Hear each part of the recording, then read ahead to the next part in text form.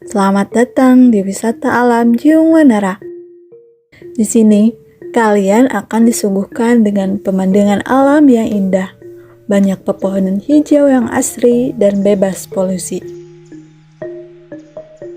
Kalian juga akan melihat banyak kera yang menyambut kalian. Selain itu, wisata alam Jiung Wanara juga memiliki gong perdamaian. Lokasinya dekat gerbang masuk objek wisata tersebut. Wisata alam Jiung Wanara adalah salah satu tempat wisata yang berada di Karangkamulian, Kecamatan Cijengjing, Kabupaten Ciamis, Provinsi Jawa Barat. Terkenal dengan legenda Jiung Wanara, sekaligus menjadi jejak perjalanan sejarah Kerajaan Galuh. Kisah Jiung Wanara sendiri merupakan kisah kepahlawanan seorang anak raja yang dihanyutkan ke sungai dengan berjuang untuk meraih kembali haknya yang merupakan latar belakang Kerajaan Galuh. Situs yang luasnya 25 hektar ini diduga sudah ada sejak abad ke-7 Masehi. Menurut para ahli penelitian, Kerajaan Galuh yang ada di situs Karangkamulian dibagi menjadi 3 periode. Yang pertama, Galuh masa prasejarah. Yang kedua, Galuh masa Hindu-Buddha. Yang ketiga, Galuh masa Islam. Ada beberapa lokasi di situs Jiung Wanara ini nih teman-teman. Yang pertama yaitu Batu Pangcalikan. Batu Pangcalikan atau batu bekas duduk yang dulu digunakan untuk kursi atau singgasana raja. Batunya bertingkat 5 dan di bawahnya disanggah dengan dolmen-dolmen untuk menyangga batu pelinggih tersebut. Yang kedua yaitu ada Sang Hyang Bedil. Sang Hyang Bedil ini merupakan gudang senjata ataupun sebuah simbol. Bukan berarti senjata zaman dulu terbuat dari pistol atau bedil ya teman-teman.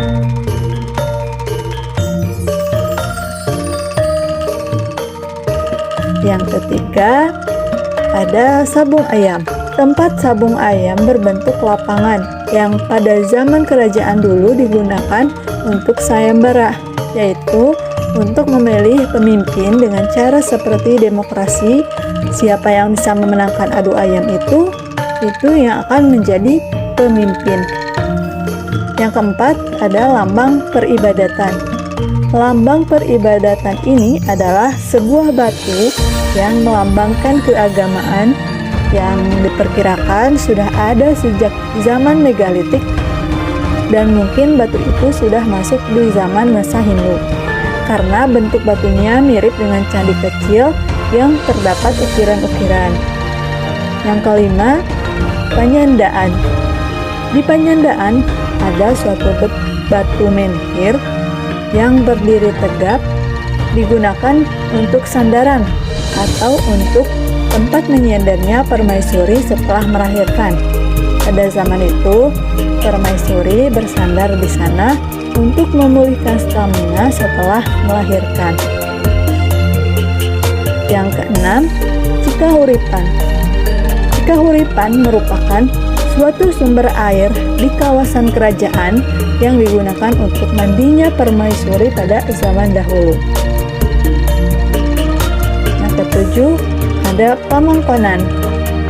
Pamangkonan digunakan sebagai gudang bekas harta kekayaan atau penyimpanan di zaman kerajaan.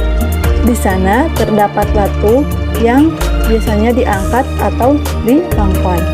Jadi disebut Pamangkonan. Yang kedelapan, Patimuan. Patimuan merupakan pertemuan antara dua sungai, yaitu Sungai Cipanduy dan Sungai Cimuntur, yang mungkin pada zaman kerajaan dulu sungai itu digunakan sebagai alat transportasi. Karena pada zaman kerajaan belum ada kendaraan seperti sekarang. Jadi di zaman dulu jalur transportasinya melewati sungai. Selain sebagai alat transportasi, sungai itu juga digunakan sebagai benteng pertahanan. Kemudian ada Makom Adipati Panaikan. Makom Adipati Panaikan itu sudah terbentuk suatu peninggalan kerajaan Islam. dan Adipati Panaikan ini termasuk peninggalan kerajaan Galuh masa Islam.